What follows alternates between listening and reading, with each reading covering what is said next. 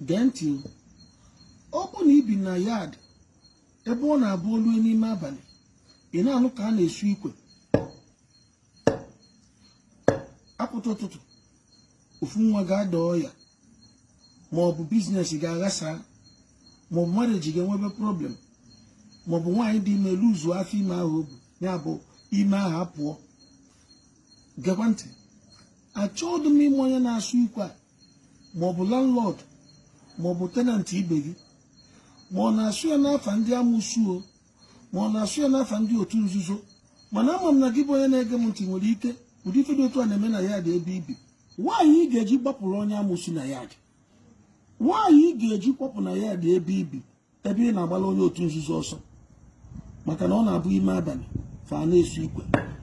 Ibeze iwere ime abalị na-akpọ pastọ na fon, na-akpọ prọfet na fon, na-akpọ prọfetes na fon, ka ị bịa na ndị a na-esu kpomkpomkpom ime abalị ebidogokwu ya ọzọ.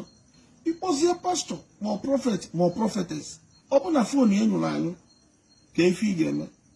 Ngọcha ka ngwa gị, kama ị ga na-achọ ndị pastọ maọbụ ndị prọfet ga-ekpepụta gị maka na ọ nwe onye amụsụ maọbụ onye ọkọt bi na ya adị gị na-ama ibe ime abalị ọ na-esu ikwe, n'ime abalị ọ na-esu ikwe.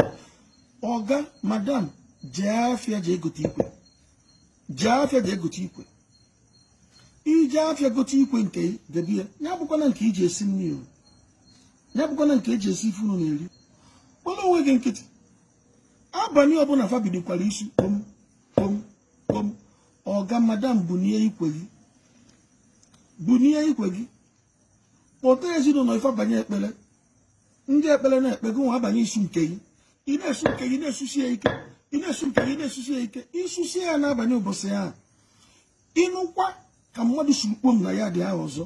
Bible sị na since the time of John the Baptist ka a na-eme a na-eze Chineke ife ike, a na-eme children of God ife ike, because na ihe anyị na-eme bụ sọsọ ịbụ abụ.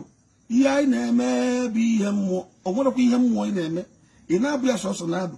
Mee ihe mmụọ nke a, mụta ihe mmụọ nke a. Ọ ga-abụ ụbọchị ọbụla fasukwara kpom n'ime abalị, kama ọ ga-abụ ụtụtụ echi nwa ga-ada ọya maọbụ biznes iji n'aka aghasa maọbụ nwaanyị dị ime nwee miscarriage ma ọ marriage ebido nwebe problem. Ọ bụrụ ife akpọrọ spiritual manipulation, kama ọfa ga-eji isu kpom kpom kpom kpom n'ime abalị wee na-emekpa gị na ezinụlọ gị arụ. Mgbe ọbụla jee gote ikwe nke gị, kama ị ga-eji maka na a na-esu kpom kpom kpom n'ime abalị na ya dị gị wee gbakwuru prọfet ma pastọ.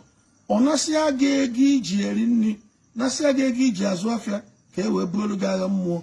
Jee gote ikwe nke ka ibu onye bụ agha mmụọ na be ya. Ọ ga-abụ fasubere ara nkafa jee buru ikwe nke ndị ekpere na-ekpe gị nwa na-esu na bụ ikwe kpom. Ị na-esu ya, ị na-ekwubi okwu, isubi esusie ya nke abalị ha, ime anụzi kpom ọzọ n'ime abalị. Ọ ife ị na-ekwu n'ọnụ mgbe ị na-esu na bụ ikwe bụ ya bụ ike gị, maka na fa nwa na-esu nke fa bụ fa na-esu fa na-ekwubi okwu. Ụmụchukwu unu atụzi n'egwu, unu atụzi n'egwu ndị amụsụ, unu atụzi n'egwu ndị otu nzuzo, n'ọba egwu na ụjọ ka fa ji emekpa ya arụ.